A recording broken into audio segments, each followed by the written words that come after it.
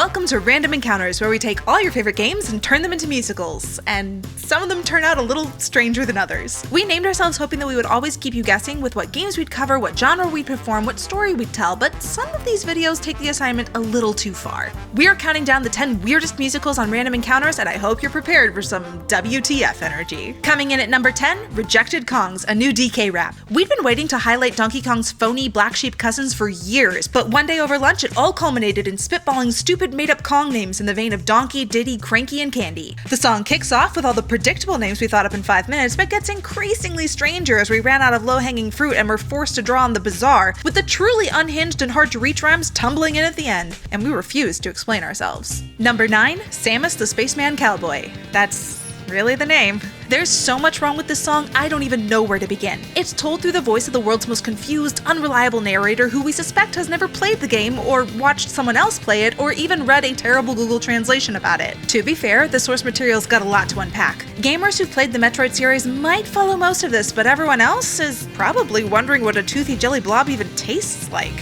Wait, what? Number 8, Baldi's Big Zoo. We saw Baldi in school, we saw Baldi go camping, we should have been well prepared to see Baldi take his class to the zoo, but did we really expect to see JPEG animals in cages? Lemurs with guns? A hippo eating a pile of meat? Oh, that's scientifically valid? Baldi/Joe's Zoo houses everything from lions to abominations to turds. There's a bus parked in the lake and a moose on the loose, but we're all still stuck trying to pronounce a Rhinoceraptopus. Number 7, Onix the Rock Snake. Ah, classic RE. Let's count the Pokemon who got their own song. Pikachu, Magikarp, Eevee, Zubat, Cubone, and Mudkip, getting a little out there, and Onix? Really? AJ, that golden retriever of a human being, is here just innocently making everything weird while trying to convince you that no one's favorite Pokemon is actually the coolest rock snake at the party. Just ignore that pre-iced cake pulled straight out of the oven and that arm sticking out of Onix's mouth. At least we cut this musical short before launching into an ode to Psyduck. But you can totally listen to it on Spotify. Number 6, the Flagpole Song. Remember that one level in that one Mario game?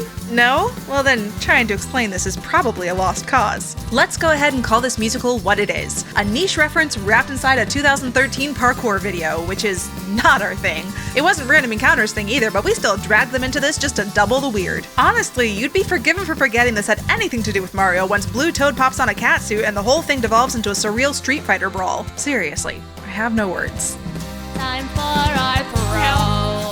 Number 5, My Date with Captain Falcon. Let the record show that Captain Falcon has never been associated with mariachi music or even dating in general, which makes this project either poorly researched or utterly head-scratching. You take your pick. Add Markiplier to the mix and you have a grade A fever dream about red flags, ice cream, and vehicular manslaughter that leaves a lot of questions and absolutely no answers. Like, how did Nika meet this guy? Why is he such a huge butthead? Do all 5 of them pack into his spaceship? How did she manage to break a Nokia phone? And how is Solid Snake calling it? What kind of music group does he bring on dates? Perhaps these are all questions better left unanswered. Yes! Number 4, Ganon Claus, A Zelda Christmas Carol. So the completely reasonable premise here is that Ganondorf is out of work and taking gigs as a mall Santa, which is exactly what an evil Prince of Darkness would do in that situation. Enter Princess Peach, who somehow worsens his miserable day with such inconceivable horrors as positivity and a flugelhorn. That's when a parade of fanciful drawings of Ganon Claus and his overly detailed musculature kick in and we hit Coraline levels of weirdness. All of this serves to distract from the most glaring oddity of it all. How in the world did Princess Peach get here? How do they even know each other? That's disturbing.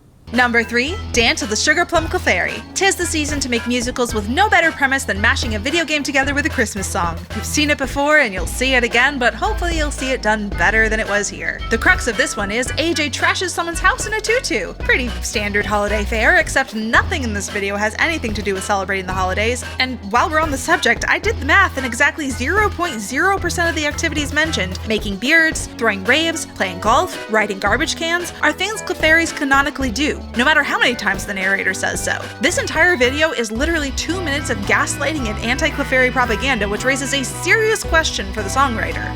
Who hurt you? Probably Clefairy. Number 2, The Power of Pong, an epic Star Wars rap, or colloquially known as What the Fudge Did I Just Watch? Where do I start with this? The power of Pong is like the bizarro versions of RE took over our bodies and made a Pong/Star Wars rap battle, then left our human husks laying on the floor to discover what we'd uploaded days later. Pong is the world's simplest game, so why does this musical have an entire second storyline about Darth Calculator? It's also the only musical on the channel with the dubious honor of being confused with an April Fool's joke, and a second dubious honor of being the only musical with the word dink in it. I think we can all agree the confusion is definitely justified, the dink isn't. In light of how inconceivably outlandish this video is, perhaps the biggest mystery left to explain is what musical could possibly be weirder than this one?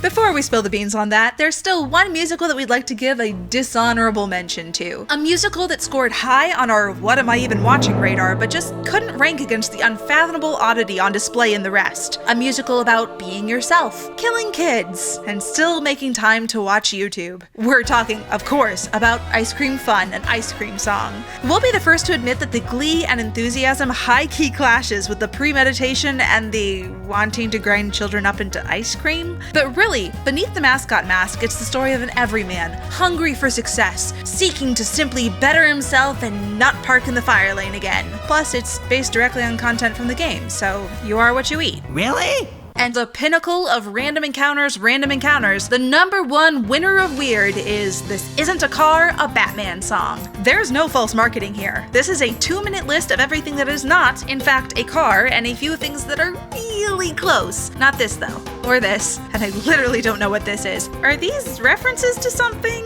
or... If you're searching for a little context, there ain't much. This is based on a single line featured in the movie The Dark Knight Rises. Another warned me about getting into cars with strange men.